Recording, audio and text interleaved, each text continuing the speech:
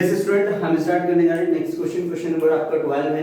इसमें ये चीजें गिवन कर रखी है कि A B C D is a trapezium in which A B parallel to C D, A B parallel to आपके पास सी डी दे रखा है आपके पास, एंड ए डी जो है इक्वल टू बी सी के है। इसका मतलब जो आपके पास ए बी है वो बी सी के इक्वल है, ए डी जो दे रखा है वो आपके पास बी सी के इक्वल दिया हुआ है। फाइन, ये क्वेश्चन में दे रखा है कि ये जो सीई है आपने जो कंस्ट्रक्शन किया है वो डी ए के लिए किया है। फाइन, जब ये दोनों लाइनें पैरेलल आपको दे रखी है ऑलरेडी, देखो ध्यान से कि AB जो है वो पैरेलल है आपके पास BC के, तो AB को अगर हमने आगे कंस्ट्रक्ट किया है, ठीक है, तो CE जो होगा वो इसके बराबरी तो आ जाएगा आपके पास, यानी कि मैं कह सकता हूं जो DA है वो इसके इक्वल हो जाएगा। फाइन, इसका मतलब ये तीनों की तीनों साइड आपके पास इक्वल हो जाएंगी। अब हमने क्या किया यहाँ पे, ये आपको गिवन किया, ये प्रूव करना ही है आपको, क्वेश्चन में दिए रखा है, ठीक है, इसको कुछ एक्सप्लेन करने की जरूरत नहीं है। अब हम बात करते हैं, ज्वाइन करते हैं हम इसको, ए सी को ज्वाइन किया और बी डी को ज्वाइन किया। ये क्यों किया उसका रीजन है, क्योंकि आपको ट्रायंगल के अंदर प्रूव करना था कि एबीसी जो है वो कॉन्ग्रुएंट है ट्रायंगल बीएडी के, तो बीएडी तो तभी बनेगा जब हम इनको ज्वाइन करेंगे। फाइन स्टूडेंट, अब देखिए ध्यान से, अब हम बात कर रहे हैं यहां पर इन ट्रायंगल बीसीई में, ठीक है, तो क्या क्या गिवन है वो देख लेते हैं, प्रूफ पे आ जाते हैं। आपको दे रखा जो एडी है वो इक्वल टू किसके, आपके पास बीसी के, ये आपको गिवन है, क्लियर। अब उसके बाद देखिए ध्यान से, हमने जो सी कंस्ट्रक्ट किया था वो एडी के आपके पास बराबर किया था, तो जो आपके पास एडी होगा वो इक्वल टू हो जाएगा आपके पास, देखो एक अगर समझ नहीं आ रहा है मैं पूरा कंप्लीटली लिख देता हूं, एडी जो है वो आपके पास किसके होगा, सी के बराबर, सी ई के इक्वल होगा आपके पास, राइट। रीजन क्यों होगा, क्योंकि आपके पास ए डी सी ई ये आपका एक पूरा का पूरा पैरेललोग्राम बन जाएगा। फाइन स्टूडेंट, तो ये वाला जो पार्ट होगा यानी कि ये वाली जो साइड होगी वो आपके पास इस वाली साइड के इक्वल हो जाएगी। तो यहां पे लिखेंगे A D C E is a parallelogram, और जब ये पैरेललोग्राम हो तो पैरेललोग्राम में हमारे पास प्रॉपर्टी होती है कि उसकी जो आमने सामने की साइड होती है वो इक्वल भी होती है और पैरेलल भी होती है। फाइन स्टूडेंट, तो हमने इक्वल वाला पार्ट ले लिया। अब देखो ये एडी बीसी के भी इक्वल है, एडी आपके पास सीई के भी इक्वल है। फाइन, तो मैं कह सकता हूं बीसी जो होगा वो आपके पास सीई के इक्वल हो जाएगा, तो यहां लिख देंगे बीसी इक्वल टू सीई के। देखो एडी इक्वल, तो एडी के सामने ये बीसी है, एडी के सामने ये आपके पास सीई है, तो ये दोनों साइडें भी तो आपस में बराबर हो जाएंगी। फाइन, जब ये दोनों साइडें बराबर हो गई तो आपने ट्रायंगल वाली प्रॉपर्टी आपने पढ़ी होगी स्टूडेंट, कौन सी प्रॉपर्टी थी कि अगर साइडें अपोजिट इक्वल हैं तो उनके सामने के एंगल भी आपके पास इक्वल होते हैं, ठीक है।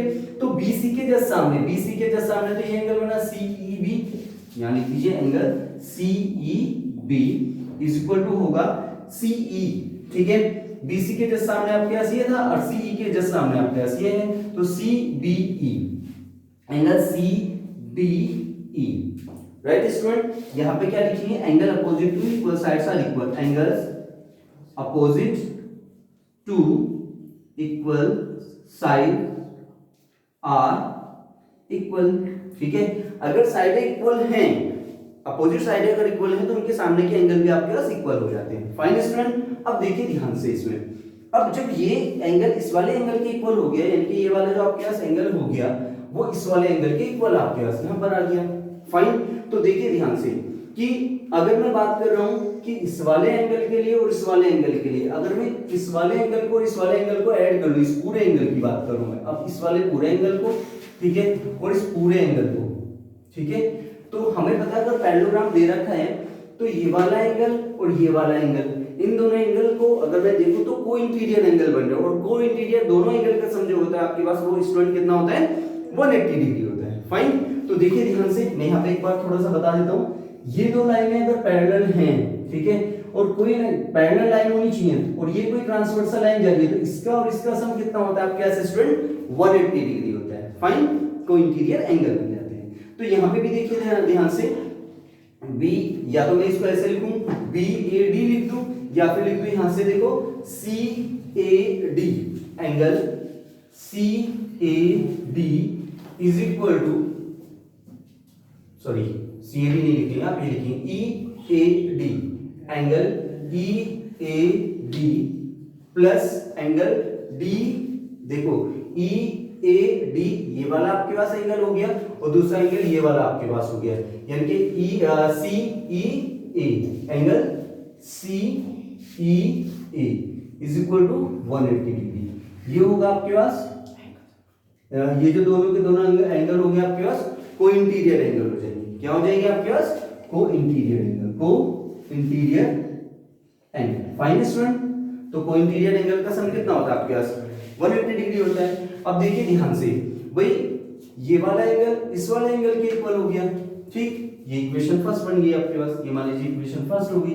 अब देखिए ध्यान से CBE, CBE angle CBE plus CBA, CBA equal to 180 degree. आपको पता होगा कि ये स्ट्रेट लाइन है, तो ये वाला एंगल और ये वाला एंगल दोनों के दोनों लीनियर पेयर बना रहे। क्या बना रहे स्टूडेंट? लीनियर पेयर, ठीक है, लीनियर पेयर बना रहे, राइट। जब लीनियर पेयर आपके पास बना रहे हैं यहाँ पर, तो इसमें कोई प्रॉब्लम, ठीक है।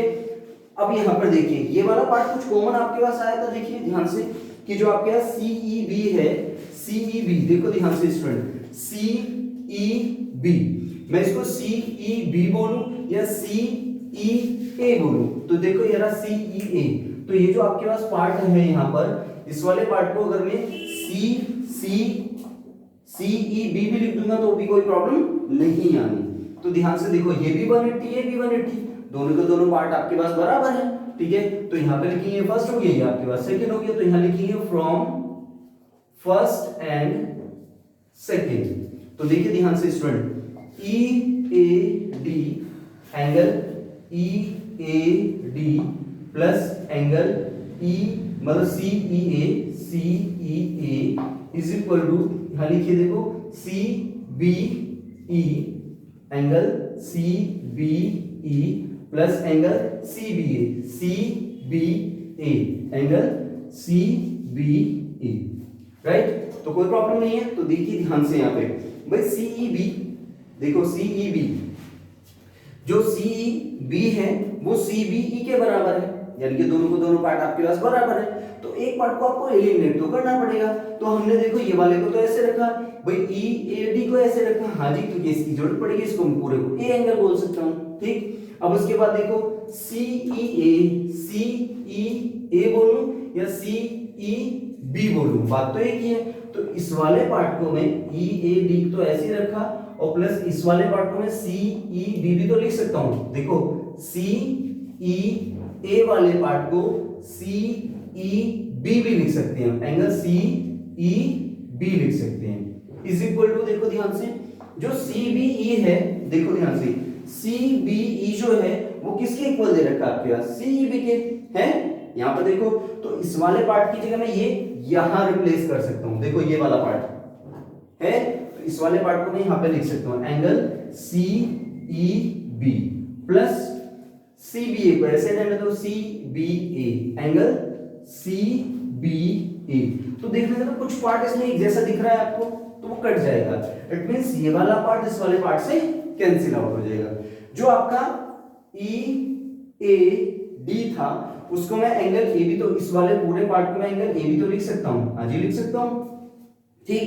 जो आपका CBA है, जो आपका CBA है, उसको मैं एंगल AB तो लिख सकता हूं, सो एंगल B भी तो लिख सकता हूं, राइट। और ये हमें प्रूफ करना था, ये हमें प्रूफ करना था, तो ये आपका हो गया प्रूव्ड, ठीक है student. Now come to the next, C और D की मैं बात कर रहा हूं, एंगल C और एंगल D की। एंगल C की बात कर रहा है वो, ठीक है, और एंगल किसकी बात कर रहा है? D की बात कर रहा है। तो ध्यान से देखिए यहाँ पर भाई, आपको पता है जब एंगल C और D की बात की जाएगी आपके पास, तो देखिए ध्यान से स्टूडेंट, भाई एंगल A इक्वल टू किसके हो गया? एंगल B के हो गया, ठीक है।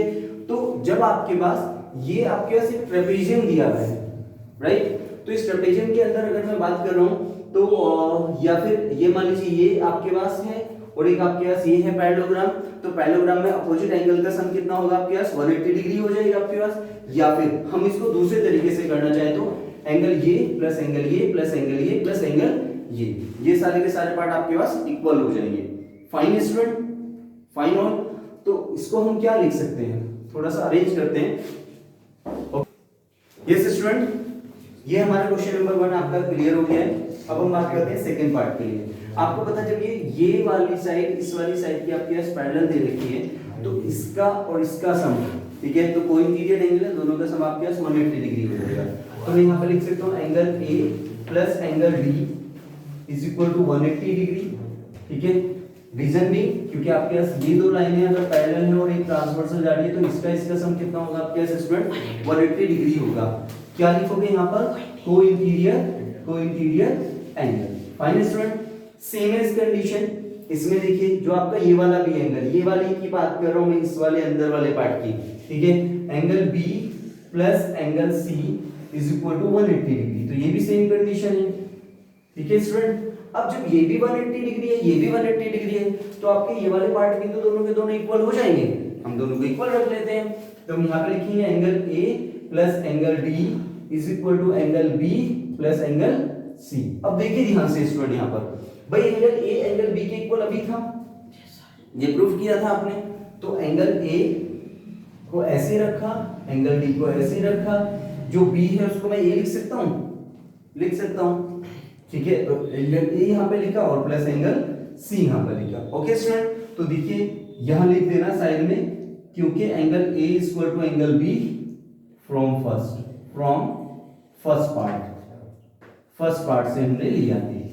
फाइन स्टूडेंट, तो यहाँ पर देखो एंगल ए से एंगल ए कट गया, तो angle D equal to angle C, angle D equal to angle C, और या फिर angle C equal to angle D, ये प्रूव्ड हो गया हमारा। फाइन स्टूडेंट, ये भी बात प्रूव होगी, ठीक। अब हम बात करते हैं ट्रायंगल ए बी सी में, इन ट्रायंगल ए बी सी के अंदर बात करते हैं। देखो ध्यान से, इन थर्ड वाले पॉइंट के लिए हम बात करते हैं। In triangle A B C and in triangle, देखो ए बी सी हो गया आपका ये ट्रायंगल, फाइन स्टूडेंट, और दूसरा ट्रायंगल हो गया आपके पास बी ए डी, ये वाला triangle, in triangle B A D. तो जो दे रखा वो वैल्यू रख देते हैं हम यहाँ पर। ध्यान से देखिए बेटा, यहाँ पे भाई ए बी दोनों में कॉमन है, राइट। तो यहाँ लिख देंगे A B equal to A B, ठीक है, क्योंकि दोनों पार्ट में आ रहा है, ये कॉमन साइड हो गया आपके पास, राइट। जब ये कॉमन पार्ट हो गया, अब उसके बाद देखो जब ए बी कॉमन है, तो ये वाला जो एंगल था वो इस वाले एंगल के बराबर अभी प्रूफ किया था हमने, ठीक है। तो एंगल ए इक्वल टू या बी ए डी लिख सकता हूँ, ऐसे लिख देता हूँ तो ज्यादा क्लियर रहेगा आपके पास। एंगल बी ए डी और एंगल ए बी सी आपस में बराबर होगा, तो मैं लिख सकता हूँ angle A B C equal to B A D, angle B A D, ठीक है, फ्रॉम फर्स्ट पार्ट, राइट। अब प्रूफ, अभी हमने ऊपर प्रूफ किया था। नेक्स्ट आपके पास देखिए ध्यान से स्टूडेंट, कि ये वाली साइड होगी, तो ये वाली जो साइड है वो इस वाली साइड के बराबर, राइट, गिवन किया हुआ था आपको क्वेश्चन में। देखो कि AD जो है वो BC के इक्वल है, ये भी आपके पास गिवन किया था। तो यहाँ पे लिखेंगे आप कि BC is equal to AD, ये भी आपके पास गिवन किया हुआ था। तो ये साइड होगी, ये एंगल हो गया, ये साइड होगी, देखो ये साइड हो गई, ये एंगल हुआ और ये साइड हो गई। ओके स्टूडेंट, तो मैं यहाँ पे बोल सकता हूँ कि ट्रायंगल ABC जो हुआ वो कॉन्ग्रुएंस ट्रायंगल हो जाएगा BAD के by side angle side property से, ठीक है। और जब ये ट्रायंगल इसके कॉन्ग्रुएंस प्रूफ हो गया, तो मैं कह सकता हूँ कि जो AC होगा वो BD के इक्वल हो जाएगा। AC जो होगा वो आपके पास किसके इक्वल होगा, BD